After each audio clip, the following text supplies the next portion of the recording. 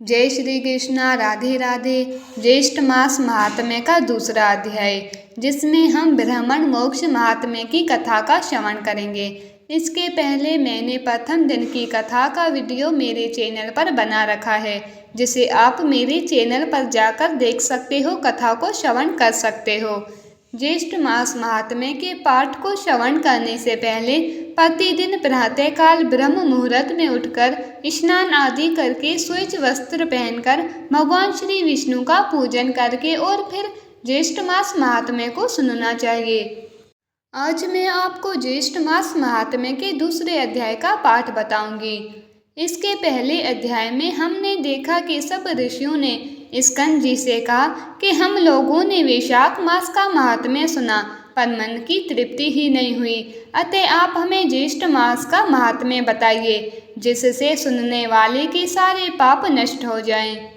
ज्येष्ठ मास के देवता कौन है, इसे कैसे किया जाता है, ये सब विस्तार पूर्वक बताइए। तब स्कंद जी ने ऋषियों से कहा कि जैसे विष्णु भगवान सब में बड़े हैं, प्रजा के पालन करता है, उसी प्रकार ज्येष्ठ मास भी श्रेष्ठ है। इस मास के सारे दिन श्रेष्ठ है। इसमें सवेरे स्वच्छ होकर स्नान आदि करके दशाश्वमेधेश्वर भगवान के दर्शन करने चाहिए तथा जल दान, चंदन दान और अन्य प्रकार के दान करने चाहिए। फिर उन्होंने जल दान के महात्म्य पर एक कथा बताई और अंत में कहा कि जल मार्ग के अवरोध से जल दान की अद्भुत महिमा है। अब आगे अध्याय 2 में हम देखेंगे ब्राह्मण मोक्ष महात्म्य की कथा। स्कंद जी कहने लगे कि हे ऋषियों, ज्येष्ठ मास में ब्राह्मणों की संतुष्टि के निमित्त प्रतिदिन ब्राह्मणों को दही और चावल का दान देना चाहिए। चावल और दही के दान की महिमा कहने में शिव जी भी असमर्थ है, फिर भी लोक के निश्चय अर्थ में थोड़ा बहुत आपको बताता हूँ। हे विप्र लोगों, अलकापुरी में गौतम नाम का एक ब्राह्मण रहता था। वह धर्म शास्त्रों और पुराणों का ज्ञाता था, परंतु द्रव्यहीन होने के कारण वो महा दुखी था। द्रव्यहीन होने का मतलब है कि वह बहुत गरीब था और इस कारण वो बहुत दुखी भी था, क्योंकि वो अपने कुटुंब का पालन पोषण नहीं कर पाता था। इसके लिए वह समस्त कर्मों को करता था। शुभ तथा अशुभ फलों को जानता हुआ भी वह हर प्रकार के दान को लेता था। फिर वो चोरों का साथी होकर चोरी भी करने लगा अपनी जीविका उपार्जन के लिए, परंतु फिर भी जब उसे कुछ धन प्राप्त न हुआ तो वह दूसरे देश को चला गया। वहाँ समस्त कुटुंब को त्याग कर वह पाप बुद्धि बलि में दिए गए प्रेत पिंड की जीविका को क्षुधा से आतुर होकर करने लगा। इस प्रकार शमशान में रहकर बलि खाने वालों के साथ सब करने लगा और त्याग कर बलि भोजन करने लगा और शक्तिहीन वृद्धावस्था से जीर्ण और क्षीणायु हो गया।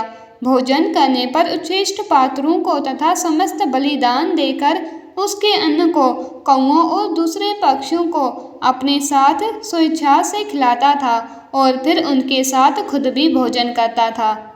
इस प्रकार ज्येष्ठ मास में उसने कौओं और अन्य पक्षियों को जो अन्न खिलाया बलि का, उसने वो बलिदान किया, परंतु उसने वो जानकर नहीं किया। जब इस पुण्य कर्म के पश्चात कुछ दिन बाद उसकी मृत्यु हुई, तब यमदूतों ने आकर उसको पाश में बांध लिया और जब उसको यमलोक में ले जाने लगे तब वह रोने लगा। उसके रोने पर यमदूत उसको मुद्गरों से मारने लगे, परंतु उसी बीच में विष्णु भगवान के दूत वहां आ गए। विमान पर सवार उन विष्णु दूतों ने उन यमदूतों को अलग हटा दिया और दिव्य देहधारी उस ब्राह्मण को विमान पर बैठाकर स्वर्गलोक में ले गए। यमदूत उस ब्राह्मण का सब वृत्तांत कहने के लिए यमराज के पास गए और कहने लगे कि हे प्रभु, जब हम उस ब्राह्मण को लेने के लिए उसके समीप गए तब वहाँ विष्णु गणों ने आकर हमको खूब मारा, क्योंकि वह लोग स्वामी से युक्त है और हम नाथहीन हैं। उनका तो स्वामी है ये भगवान श्री हरि विष्णु, हमारा तो कोई स्वामी ही नहीं है। अब हम क्या करें, हम आज से आपकी सेवा नहीं करेंगे, क्योंकि आप तो हमारा ध्यान ही नहीं रखते हो। दूसरे व्यापक स्वामी को ढूंढ लेंगे, हम उनके पास जाकर काम करेंगे। तो दूतों के ऐसे वचन सुनकर यमराज जी बहुत दुखी होते क्षुब्ध हो जाते हैं और वह अपने भैंसे पर सवार होकर दंडधारी यमराज जी क्षण मात्र में वहां पहुंचते हैं जहां विष्णु दूत थे। वहां पहुंचकर विष्णु दूतों के सामने ही उनको भी ताड़ित किया। वह सब विष्णु दूत विमान छोड़कर भाग गए और वो विष्णु जी के पास जाते। उन्होंने रमापति विष्णु जी के पास जाकर सब समाचार निवेदन किया। समाचार सुनकर विष्णु भगवान क्रोध से रक्त वर्ण हो गए और गरुड़ पर सवार होकर यमलोक को गए। वहां जाके उन्होंने इंद्र आदि सब देवताओं को साथ लेकर यमराज से युद्ध किया। तब युद्ध में जब यमराज जी यमदंड से देवताओं को पीटते हैं तो सारे देवता तितर बितर होकर 10 दिशाओं में भागने लगते होंगे। तो ये देखकर विष्णु जी को बड़ा क्रोध हुआ और वह क्रोध से अपने सुदर्शन चक्र को लेकर और यमराज जी का वध कर देते हैं, उनकी गर्दन धड़ से अलग कर देते हैं। तब सारे देवता विष्णु जी को क्रोधित देखकर ब्रह्मा जी को आगे ले जाकर और विष्णु जी की स्तुति करते हैं ताकि उनका क्रोध शांत हो। ब्रह्मा जी और सारे देवताओं द्वारा की गई स्तुति से प्रसन्न होकर भगवान श्री हरि विष्णु यमराज जी को जीवित कर देते हैं। जब यमराज जी जीवित हो जाते हैं तब वो भी भगवान श्री विष्णु को प्रणाम करके और उनकी स्तुति करते हैं और साथ में माफ़ी मांगते हैं कि हे भगवान मेरे अपराध को क्षमा करो। उसके पश्चात ब्रह्म आदि सारे देवता अपने अपने स्थान को चले जाते हैं। तब विष्णु जी बताते हैं कि अज्ञानवश उस ब्राह्मण ने जो बलि का दही और चावल था वे सारे कौओं और पक्षियों को खिलाया था, उन्हें दान किया था। तो भगवान ने उसके प्रभाव का वर्णन किया कि अज्ञातवश ज्येष्ठ मास में दही और चावल खिलाने से उसको विष्णु लोक में जाने को मिला। तो यदि वे जान के और श्रद्धा से दान करता तो फिर उसको कितने गुना ज्यादा फल मिलता है, उसके फल का तो कहना ही क्या।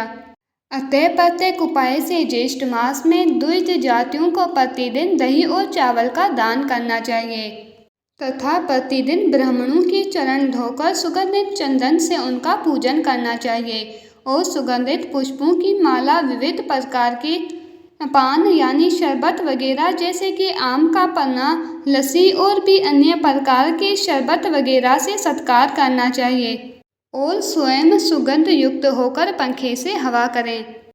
हे ब्राह्मणों, इस प्रकार जो ज्येष्ठ मास में स्नान, दान और पूजन आदि करते हैं वह लोग परम गति को पाते हैं। इति श्री ज्येष्ठ मास महात्म्य ब्राह्मण मोक्ष प्रदान वर्णन 2 अध्याय संपूर्णम। आपको ये वीडियो अच्छा लगा है तो इसे लाइक और शेयर कीजिए। अभी तक आपने मेरे चैनल को सब्सक्राइब नहीं किया है तो कृपया कर मेरे चैनल को सब्सक्राइब कीजिए, बेल आइकन को हिट कीजिए ताकि मेरे नए वीडियोस के नोटिफिकेशन आपको तुरंत मिल सके। राधे राधे।